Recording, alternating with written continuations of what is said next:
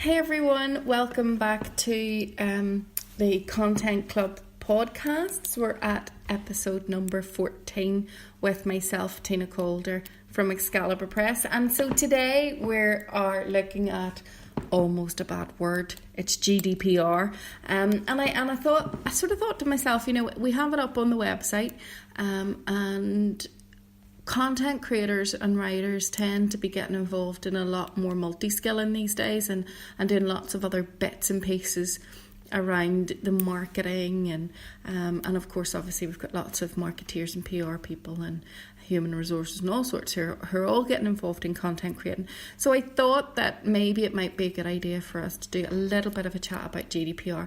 So we are going to talk 8 things you need to know about GDPR.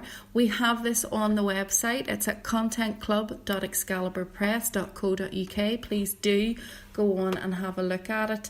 And one thing I want to say is a big thank you to Rachel Doherty, who works with Excalibur Press. She is, she's a GDPR expert and trainer, and she has a course that we run as well, and she does individual packs for businesses and things like that. So do if you are looking to get a wee bit more GDPR compliant, please do give us a wee shout. We can pass you on to Rachel, who'll be able to look after you, and of course we will be able to look after the content side for you, and help you with a little bit of that. So just for those of you who don't know, who've been living under a rock somewhere, the Data Protection Act in the UK was replaced with this new General Data Protection Regulation on May 25th 2008. So for most companies who are holding data about their customers, clients or anyone else, it meant you needed to be even more compliant than ever before,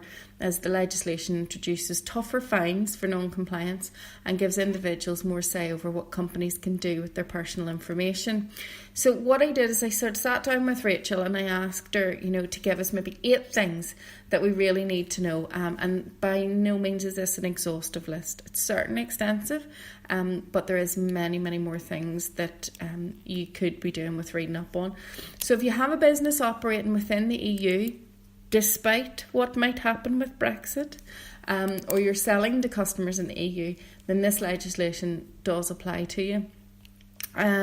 It's even if you're not the business owner, it is good to have some knowledge of this if you're involved in any kind of collection of data. So number 1, the definition of personal data has actually changed, and personal data now covers a much broader range of information, including photos, bank details, social media names, medical information, email addresses, dates of birth, and things like that. And the legislation is only applicable to an individual's information, not the information of a business or a company. Number 2, record keeping is more important than ever before. So this was one of the things that I chatted with Rachel about, and she said you need to keep records of all data that is processed by your business, along with the purpose of processing it. So not just a record of the data you're keeping, but why you're keeping it and what it's for. And it should only be kept for a legitimate purpose before being destroyed. Rachel went on to say that processing of personal data is permissible when consent is given by the individual to process their data, which should be recorded. A contract requires data processing in the case of employees, for example, and there's a legal obligation.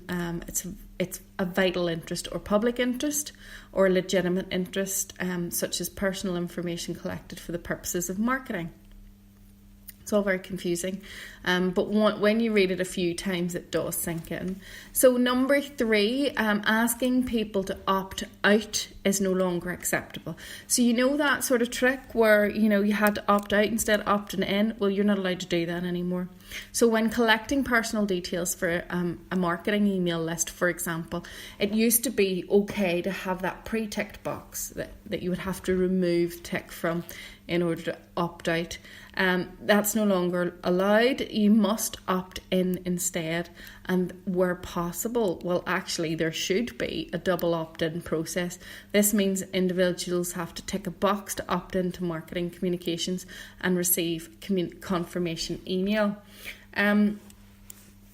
There's also, for number 4, we're moving on to the roles of the people in the business. So if you determine the purpose for which the data is collected and the manner in which it will be processed, you're referred to as the data controller. A data processor is any other person in the organisation other than an employee of the data controller who processes data on their behalf. So for example, if you outsourced your payroll or your HR functions, you should ensure that you have suitable and sufficient contract in place with your data processor to ensure that any personal data you provide to them is kept secure from unauthorised access, loss or destruction.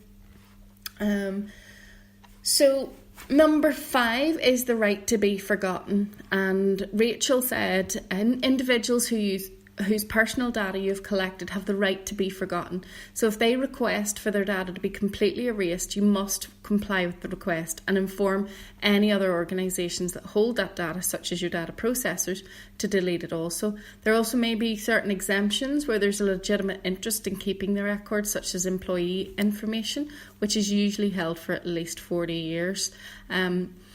Also, number 6, you have to tell people what information you hold on them if they ask you. So individuals for whom you have personal data can request the information. You're no longer able to charge an administration fee for complying with their request, and you have 40 days to complete the request and disclose the information. So information requests are very generic, and you're expected to provide all information that relates to the individual. If the individual is looking for a specific piece of information, you can reduce the amount of time and expense in complying with the request by asking if there's a specific piece of information they require, and then just providing that. And that's very interesting, so I wonder how many people are doing that at the moment. Then number 7 is all data breaches must be reported immediately. So if there is a data breach of any kind, you have to notify the Information Commissioner's Office within 72 hours, and anyone affected or potentially affected by the breach must also be notified. So you'll see there's been lots of bits and pieces coming out, I think it was APIs gone down and third-party access and all of this kind of stuff, and that's why you're seeing those stories coming out with the big companies, because they have to report every single breach. So our last piece of information, or last thing you need to know, is that non-compliance will result in fines. So not complying with these new regulations could have a significant penalty if the breach isn't reported within those 72 hours. There is a risk of being fined as high as 10 million. That obviously depends on the size of your business, or 2% of your global turnover, whichever is greater. Rachel has actually created an easy-to-follow course containing 12 lessons designed to break it down into the essential information you need to be aware of. So she said that with the course, that is included a sample privacy policy, your documentation template, and your GDPR action plan, which people can download and use to assist them in their compliance journey. So it is worth having a wee check out. So you can find the link for that on learning.excaliburpress.co.uk/courses. That's learning.excaliburpress.co.uk/courses.